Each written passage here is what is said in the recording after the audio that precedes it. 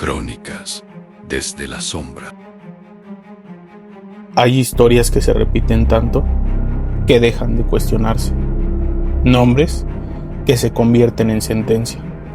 Y uno de ellos es Judas, el traidor, el hombre que vendió a su maestro por unas monedas. Pero hay algo inquietante en esa historia. Algo que no encaja del todo. Porque cuando miras más de cerca, cuando dejas de aceptar la versión simple, empiezan a aparecer preguntas incómodas. ¿Y si no fue tan simple? ¿Y si el hombre más odiado de la historia no fue realmente el villano? Porque hay algo que pocos quieren aceptar. La historia que conocemos funciona demasiado bien, demasiado perfecta, como si cada pieza hubiera sido colocada exactamente donde debía. Y si eso es cierto, entonces la traición no fue un accidente, fue necesaria. Desde hace siglos, el nombre de Judas Iscariote no necesita explicación. Es una condena, un símbolo universal de traición. Pero lo perturbador es lo poco que realmente sabemos de él. No era un desconocido, no era un enemigo infiltrado, no era alguien ajeno al grupo. Era cercano. Caminaba junto a Jesús, comía con él, escuchaba sus enseñanzas todos los días. No era un seguidor cualquiera, era parte del círculo íntimo, y eso hace que todo sea más inquietante, porque las traiciones más profundas no vienen de extraños, vienen de los cercanos. Pero aquí está el detalle que incomoda. Si fue elegido, si fue aceptado, si estuvo ahí desde el principio, ¿no sabía ya quién era?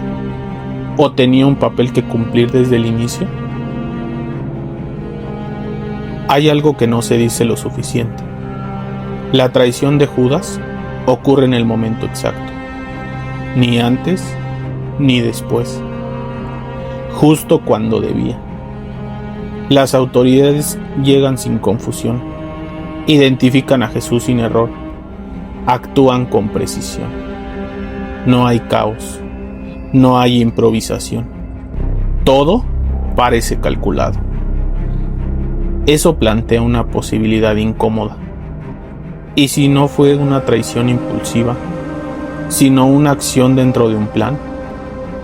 Porque si todo lo que ocurre después, el arresto, el juicio, la crucifixión, era necesario, entonces alguien tenía que iniciar ese proceso. Y ese alguien no podía fallar. Tenía que ser alguien cercano, alguien confiable, alguien que supiera exactamente qué hacer. Alguien como Judas. Aquí es donde la historia empieza a incomodar de verdad. Porque hay una pregunta que rara a la vez se plantea. ¿Qué habría pasado si Judas no hubiera traicionado? Imagínalo por un momento. No hay arresto, no hay juicio, no hay cruz. La historia simplemente no ocurre. Entonces, si la muerte de Jesús era parte esencial de la historia, la traición también lo era.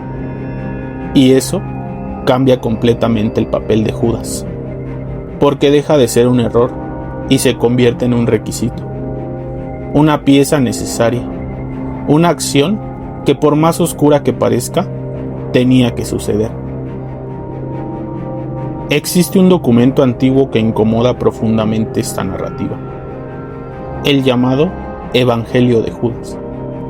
No es parte de la versión tradicional, y quizá por eso fue ignorado durante siglos. Pero lo que plantea es perturbador. En ese texto, Judas no aparece como traidor. Aparece como el único que entiende, el único que ve lo que los demás no ven. Mientras los otros discípulos dudan, mientras interpretan, mientras siguen, Judas comprende, y según ese relato, recibe algo que los demás no. Instrucciones directas, claras, incómodas. Entregar a Jesús no como traición, sino como parte de algo más grande. Si eso fuera cierto, entonces la historia cambia radicalmente. Ahora imagina esto desde otro ángulo. Imagina saber que tu nombre será odiado por generaciones, que serás recordado como el peor de todos, que nadie entenderá lo que hiciste, y aún así, hacerlo, no por ambición, no por impulso, sino porque alguien tiene que hacerlo. Porque si en ese acto nada ocurre, eso no es traición común, eso es cargar con un peso que nadie más quiso, un papel sucio, necesario, irreversible. Durante siglos se repitió lo mismo. Lo hizo por dinero, pero cuando lo analizas, no tiene sentido. 30 monedas no cambian una vida, no justifican una traición eterna, no explican el nivel de destrucción que provocó. Entonces, ¿por qué esa versión?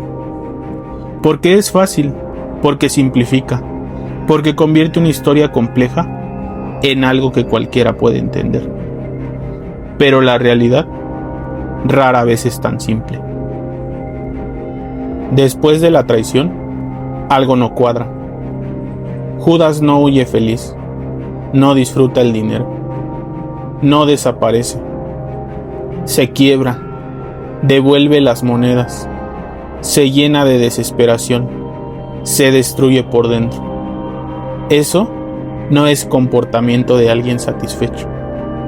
Eso es culpa profunda, pero no es una culpa superficial.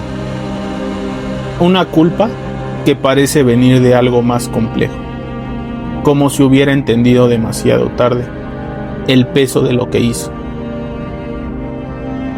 Y aquí está la idea más incómoda de todas.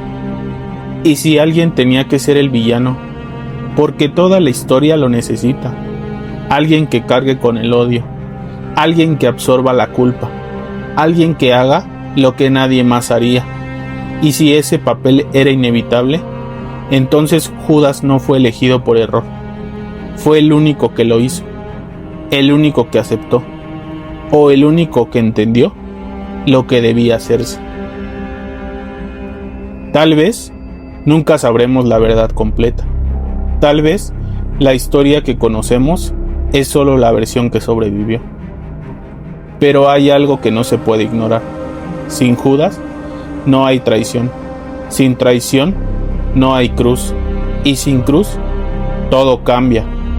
Así que la próxima vez que escuches su nombre, no lo veas solo como el traidor, porque existe una posibilidad incómoda, perturbadora y profundamente humana, que haya sido el único que hizo lo que nadie más se atrevió.